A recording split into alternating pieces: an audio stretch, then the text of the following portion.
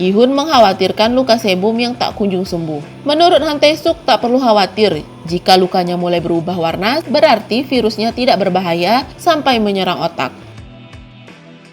Tapi selama ini ada 4 orang yang seperti Sebum dan akhirnya hasil tes menunjukkan 4 orang tersebut terinfeksi. Saat ini Han Tae-suk berusaha mencari antibodi yang bisa menembus sampai ke otak, namun masih belum ditemukan. Situasi akan semakin memburuk jika tidak segera menemukan antibodinya. Yihun sangat mengkhawatirkan Sebum.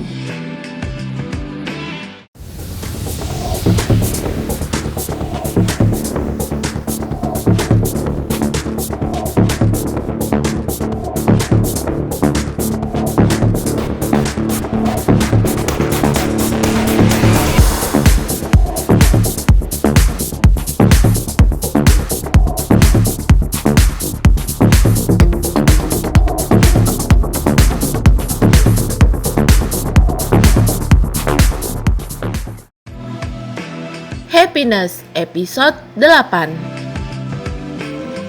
3 hari sebelum karantina berakhir, Sebum dan Yihun pergi ke atap untuk menampung air hujan. Menurut ramalan Yihun yang tak pernah meleset, malam hari akan turun hujan. Setelah selesai, Yihun dan Sebum turun dan saat itu mereka melihat Sekyu dan Jihye sedang berbincang dengan Oh Yeon-ok. Mereka meminta bantuan Yeon-ok agar mereka bisa tinggal ke lantai 11 karena saat ini mereka tinggal di lantai 2 yang sangat beresiko munculnya orang terinfeksi. Namun Oh Yeon-ok tak mau karena lantai 11 hanya untuk kalangan elit. Sebum dan Yihun pun menyarankan untuk menanyakan kepada para penghuni lain, termasuk pengacara Kuk Hae-song. Namun para penghuni lain pun tak mengizinkan dan malah memperkeruh suasana. Hae-song pun tak memperbolehkan Sekyu dan Jihye masuk ke apartemen orang lain tanpa izin, karena itu adalah tindakan kriminal menurut hukum. Bahkan Ju-hyung menghina Sekyu dan Jihye agar menjadi anjing penjaga saja karena mereka tinggal di apartemen secara gratis. Sekyu tersinggung dan marah mendengar perkataan Ju-hyung. Yihun mencoba melerai dan menenangkan. Namun saat itu Andrew yang melihat ke arah Ju-hyung tersenyum di balik masker yang menutupi wajahnya. Para penghuni pun membubarkan diri. Di malam hari hujan turun dengan deras. Yihun dan Sebum berniat keluar dan mengecek tampungan air mereka. Hyun Kyung khawatir dengan Somin sehingga Hyun Kyung turun untuk melihat Somin di luar. Hyun Kyung melihat Somin kehujanan dan meminum air hujan. Hyun Kyung tak tega melihat Somin dan menanyakan keadaan Somin. Somin merasa dirinya tidak baik-baik saja. Hyun Kyung pun membawa masuk Somin dan menyembunyikan Somin di apartemen 1102. Tapi tanpa Hyun Kyung sadari, Ju-hyung melihat dari balik pintu darurat. Keesokan harinya setelah mengecek tampungan air di atap gedung, Yihun dan Sebum turun dan melihat wanita tua yang bekerja membersihkan gedung. Wanita tua itu memberitahu Yihun dan Sebum bahwa dirinya menemukan kain dengan lumuran darah saat membersihkan kantong sampah di tangga darurat antara lantai 3 dan 4. Yihun dan Sebum mengambil kain itu dan pergi mendatangi apartemen Hyun Kyung. Yihun menanyakan tentang kain berdarah yang ditemukan. Tapi Hyun Kyung panik dan meyakinkan bahwa dirinya tak terinfeksi ataupun terluka. Setelah keluar dari apartemen Hyun Kyung, Yihun masih mencurigainya dan mempertanyakan keberadaan Somin, kakaknya. Yihun mengajak Jungkook untuk mencari keberadaan Somin. Saat membuka pintu basement, Yihun melihat bekas kotak makan yang pernah dibagikannya. Jungkook yang takut membujuk Yihun untuk tak mencari orang terinfeksi lagi. Kemungkinan sudah banyak yang terinfeksi. Bagaimana cara mereka untuk mengurung orang yang terinfeksi, sedangkan saat ini mereka juga sedang dikarantina.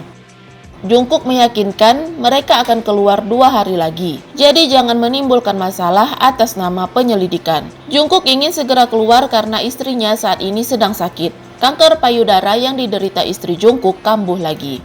Yihun pun kembali ke apartemen dan mengobrol dengan Sebum. Mereka sepakat untuk tetap bertahan sampai tim pengendali penyakit datang. Tapi sesaat kemudian terdengar suara ribut di lantai atas apartemennya, sehingga membuat Sebum tidak bisa tinggal diam. Di markas penanggulangan bencana, Jisoo memberitahukan bahwa bahan nomor 13 telah melewati tahap uji klinis dan kemungkinan berhasil. Sebanyak 72% pasien yang sakit parah memiliki siklus infeksi lebih panjang dan frekuensi gejala lebih sedikit. Taesuk dan Jisoo lalu mengecek keadaan Lee Seung-yeong. Seung-yeong hampir tak merasakan haus dibanding sebelumnya. Tapi sekarang Seung-yeong suka memakan daging, padahal sebelumnya Seung-yeong adalah seorang vegetarian. Taesuk pun pergi meninggalkan kamar Seung-yeong. Taesuk memerintahkan Jisoo untuk merahasiakan analisis darah sebum yang saat ini mereka teliti, tapi bocorkan perkembangan nomor 13 kepada para petinggi. Jisoo bingung karena bahan nomor 13 masih tahap awal uji klinis dan butuh banyak data. Taesuk melakukan itu untuk memancing para petinggi agar menggunakannya dan mendapatkan banyak data dari petinggi itu. Rencana Taesuk pun berhasil. Choi Sok-ju dan para petinggi lain telah menggunakan kekuasaan dan uangnya untuk mengambil komponen nomor 13. Choi Sok-ju memerintahkan untuk tetap melaksanakan darurat militer karena komponen nomor 13 susah untuk diproduksi secara massal dan juga untuk mengurangi jumlah yang terinfeksi sebelum antivirusnya dirilis. Han Taesuk lalu mengatakan orang-orang seperti Choi Sok-ju dan orang yang bermasalah lainnya harus segera ditangani. Choi Sok-ju memanggil salah seorang pihak keamanan. Taesuk pun memukul penjaga tersebut hingga tewas dan berlumuran darah. Melihat darah yang mengalir, para petinggi yang terinfeksi kembali kehausan dan berubah menjadi zombie. Mereka lalu menerkam penjaga yang berlumuran darah itu. Sebelum pergi, Taesuk bersyukur karena tindakan Choi Sok-ju mereka punya lebih banyak data untuk diteliti. Nah, Hyun-kyung berhati-hati menemui Somin di apartemen nomor 1102. Saat keluar dari apartemen itu, Hyun-kyung terkejut melihat Sebum dan Yi-hun berdiri di depan pintu. Awalnya Hyun-kyung tak mau mengaku, tapi akhirnya Hyun-kyung menceritakan dirinya membawa Somin ke apartemen 1102. Sebum dan Yi-hun melihat Somin berada di dalam kamar dalam keadaan normal. Yi-hun menanyakan kotak makan yang ditemukannya di luar. Somin memberitahu bahwa Jo-hyung yang memberikannya makanan saat itu dan menyuruh Somin masuk ke dalam gedung. Padahal Jo-hyung tahu Somin terinfeksi. Tapi saat itu Somin menolak karena takut dirinya akan menggigit orang lain. Yi-hun dan Sebum membiarkan Somin tinggal di apartemen itu dan merahasiakannya karena tak punya pilihan lain. Hyun-kyung pun berterima kasih. Di sisi lain, Dong-hyun memanggil Boram untuk memberitahu kemungkinan ibunya terinfeksi virus karena saat Dong-hyun meminjam ponsel ibunya, Dong-hyun melihat video cakaran di punggung ibunya. Ibunya juga melakukan sifat seperti orang terinfeksi saat malam hari. Tapi Boram kesal dengan perkataan Dong-hyun dan meminta Dong-hyun untuk lebih hormat kepada orang tuanya. Keesokan harinya, hari di mana seharusnya karantina selesai, para penghuni berkumpul di pusat kebugaran dan melihat kotak yang berisi air. Para penghuni senang dan mengambil minuman itu. Ternyata minuman itu dari Jo-hyung dan minuman itu telah diberi cairan pil Nex.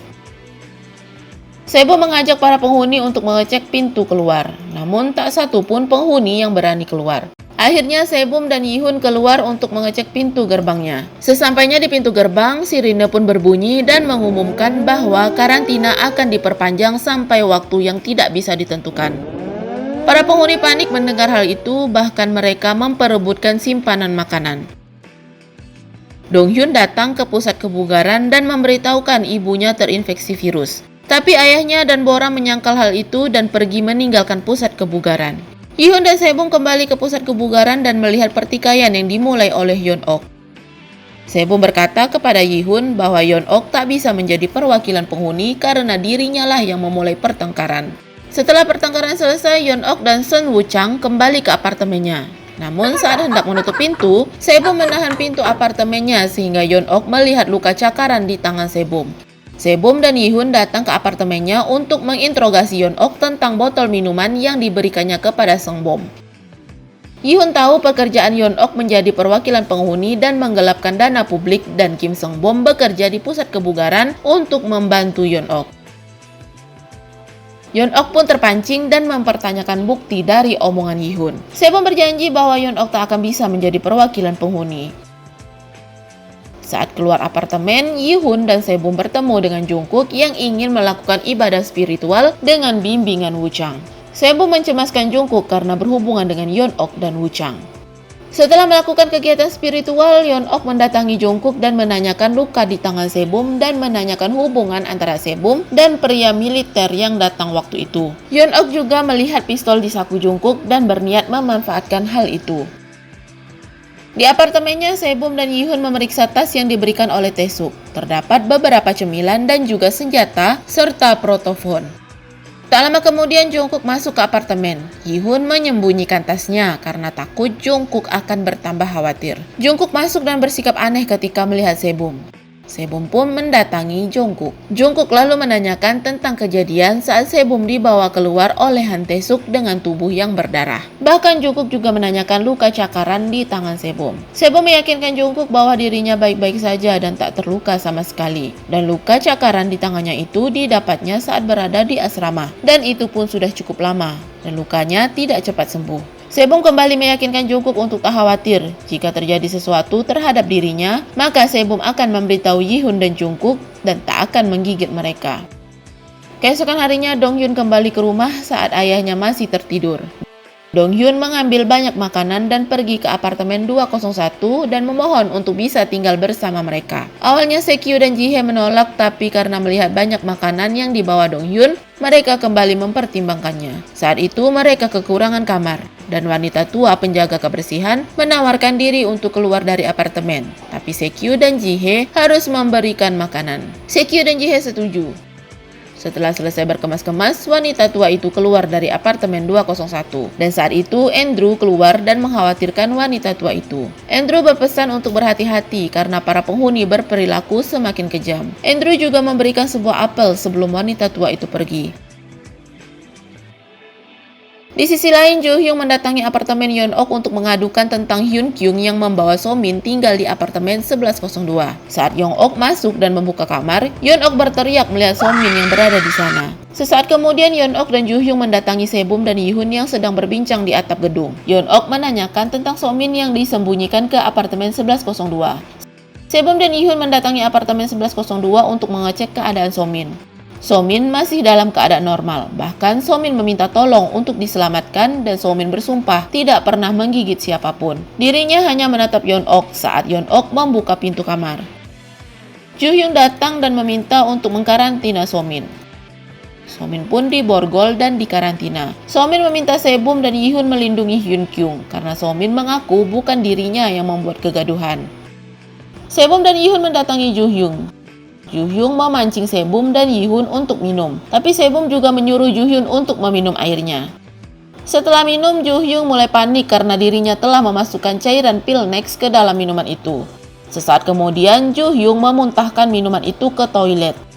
Saat keluar dari toilet, Jo Hyung mengeluarkan kotak pil Nex yang didapatnya di dalam mobil Songbom. Yihun kesal Jo Hyung memasukkan cairan pil Nex ke dalam minuman yang dibagikannya saat di pusat kebugaran. Hal itu bisa membahayakan para penghuni lain. Ternyata Jo Hyung melakukan itu hanya untuk membuat Yihun dan Sebum terinfeksi. Dan jika para penghuni lain terinfeksi, itu hanya dianggapnya sebagai bonus. Yihun sangat marah mendengar perkataan Jo Hyung yang berlebihan. Yihun lalu mengambil pil Nex dan meminumnya. Melihat hal itu, Sebum panik.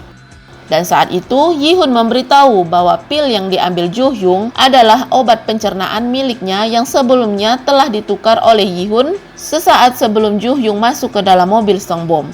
Tindakan Jo Hyung juga sudah terekam di kamera dashboard mobil. Yihun dan Sebum membawa Jo Hyung keluar untuk diisolasi. Saat keluar apartemen, mereka terkejut melihat Jungkook menodongkan pistol ke arah Sebum. Sebelumnya, Jungkook sudah dihasut oleh Yeon-ok dan Woo Chang untuk mengisolasi Sebum yang berpura-pura menjadi orang yang tak terinfeksi, karena Sebum bisa membahayakan keselamatan Jungkook. Jungkook yang merasa dirinya tak boleh terinfeksi demi istrinya termakan hasutan dan menodongkan pistol ke arah Sebum. Yeon-ok meminta Sebum untuk bersedia diisolasi. Sebum hendak mendatangi Yeon-ok namun ditahan oleh Yihun. Di sisi lain, Han Taesuk melihat Yong-in yang terbaring lemah. Jisoo melaporkan bahwa para politikus tingkat tinggi semuanya telah terinfeksi. Taesuk tahu para petinggi itu mencuri komponen 13 dan mereka telah disuntik. Padahal komponen 13 sudah gagal uji klinis di tahap kedua dan semua sampelnya telah dibuang. Taesuk memerintahkan menangkap para politikus tingkat tinggi dalam keadaan hidup untuk dijadikan subjek uji. Han Tae-suk melihat dan memegang tangan Yong-in. Saat itu, Yong-in tersadar dan merasa haus. Tae-suk mengatakan mereka hampir menyelesaikannya.